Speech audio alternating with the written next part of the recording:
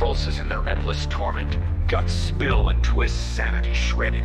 The chalice of pain claws its way back and riffin. A shadow of agony screams weave our existence in this hellscape. The horror's mark gnaws at my soul. Have I bled this truth before? A gaping maw reveals a pit of entrails. An altar drenched in ichor whispers suffering. Walls ooze messages of gore and sinew. Why do these wretched fiends never scrawl their anguish on flayed skin? Now imagine Zephyr is not horror-marked, this is how the journal will read. The many Rages are running around being assholes, I have no clue what just happened.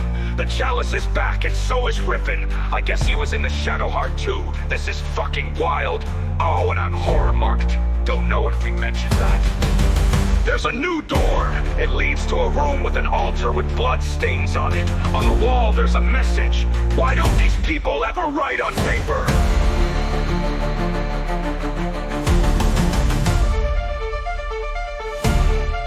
Strand mixed air and fire, causing a massive explosion, wounding everyone's ever died. Never mind, he's fine. We are all so hurt.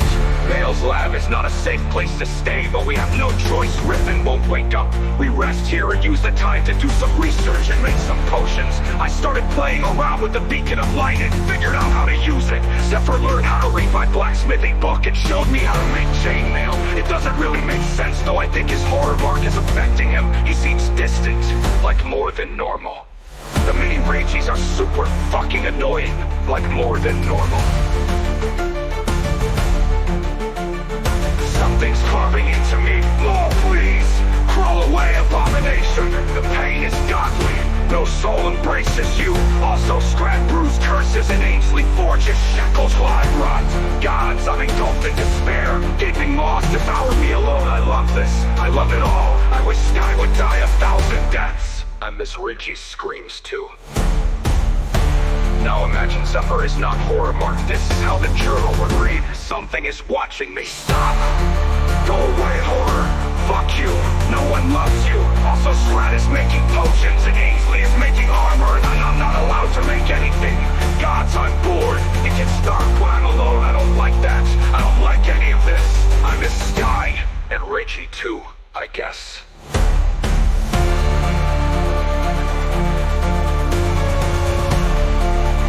Awake.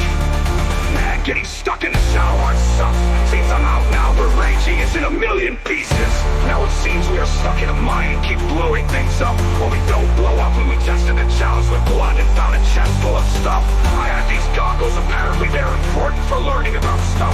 There's a door here with a gas mask recipe. It looked easy and I'm pretty sure I can make them now. So Zephyr is horror-marked and I think we have to kill him to get rid of it. Maybe we should use the tears and the chalice on Zephyr. Fuck that Scrat. Zephyr is going to try and kill himself to get rid of the horror mark. We decide we want to try to use the tears on him first. Scrat won't stop talking about the goddamn chalice. Now fucking Zephyr wants to use the chalice. Where the fuck is Raging when I need him? Oh yeah, there he is burning himself on the chandelier and smashing beakers and fighting himself. Zephyr said the horror doesn't want him to use the chalice, which means that's exactly what it wants. Scrat started to use the tears and chalice even though the group decided that's not the plan. I was forced to physically take the chalice from him. What the fuck is happening? Zephyr decides to fall on his sword to sever the tie with the horror. Riffin helps him to finish the job. I apply a last chance salve and he's alive but unconscious. It didn't work. I feel the group breaking down. I can't control him alone. At least Riffin is thinking straight. We need a new plan. I devoured countless bleeding eyes. When I was a corpse, they clawed me away from the blazing agony. I lusted for that torment. My comrades shit on my back, so that's twisted. This abomination gnaws at my mind, commanding me, so I obey. I obey. I unearthed a mutilated arm lever. The urge to cut Scrat is unbearable. I wonder what Ainsley tastes like. Now imagine Zephyr is not horror-marked. This is how the journal would read. I saw a bunch of eyes when I was dead. They stopped me from going towards a light. I didn't want to go there anyway. My friends revived me, so that's cool. This horror has been trying to tell me what to do, so fuck him. I found a lever, I want to pull it so bad I told Ainsley. We decided to rest, which has turned into a debate on the chalice. Scrat really likes the chalice, and it's done some great things, but maybe it is bad. The chalice is doing odd things like making Ainsley drink from it in his sleep. Oh no, Scrat just stole it back. Now they're trying to figure out whose chalice is bigger. Ainsley was drinking from the chalice like a baby drinking a bottle. I swiped it from him to protect him from its powers. We pulled a lever and returned to the mine to explore.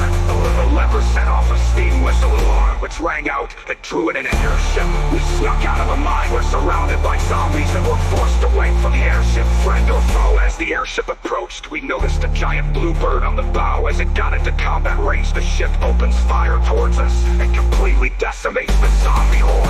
As we finish off the zombies, we noticed the same dwarven ghost from the mine that we laid to rest. He was the one who led the airship to us. He faded and rose into the sky after saving us like an absolute unit. We meet the captain of the airship, Harry Holmes.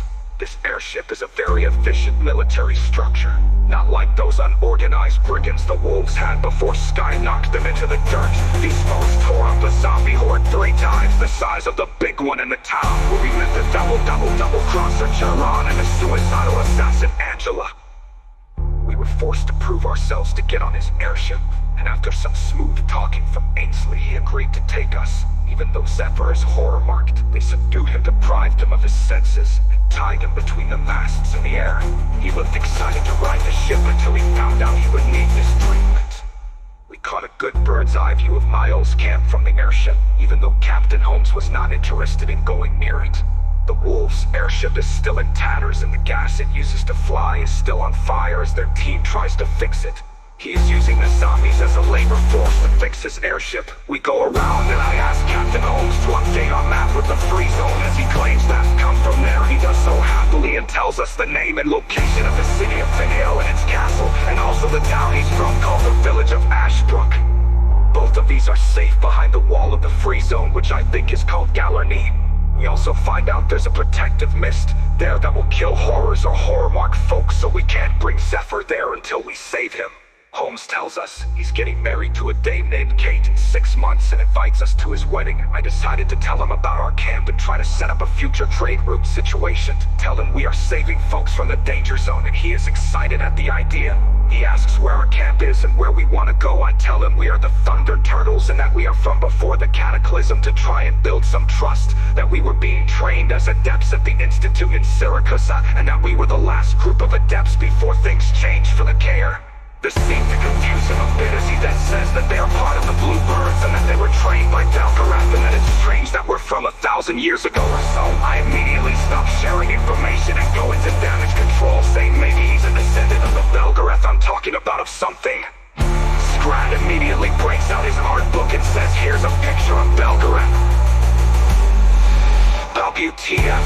Either he's too proud of his pictures or the chalice is fucking with his head some more. Either way, he's not the same Scrat we grew up with. I would do anything for my friends, and he seems to care more about that cursed chalice than us. He's broken my trust with it a few times now and forced me to do things I would never do, like take it from him forcefully. If that fucking thing hadn't have saved our lives multiple times, I would have smashed it into a million pieces by now. Anyway, now Captain Holmes wants to know where our base is, and I'm scrambling to find a way to not tell him. I mean, he seems great, but if he mentions us to Belgarath, who knows what kind of carnage a ship like this could do to the Thunderdome, and maybe there's more ships. I tell him to drop us off at the gate of the Kaer, but he pushes back hard. Then he shared all his info with us for our map. He wants to know where we set up camp. After an awkward conversation, I managed to convince him the rest of our party needs a say in it as well, as they didn't have the privilege of growing up in the same free zone. And since now we have our own place, they should have some say in who can come and go. He finally agrees and tells us to come to his wedding in 6 months at the village of Ashbrook. Drops us off and we make our way back to the Thunderdome, and soon as we get there, all the little fucking annoying ragies turn back into the one big annoying ragey. Just kidding, I miss you, bud. I really needed you today. I'm glad you're back. I can't do this on my own.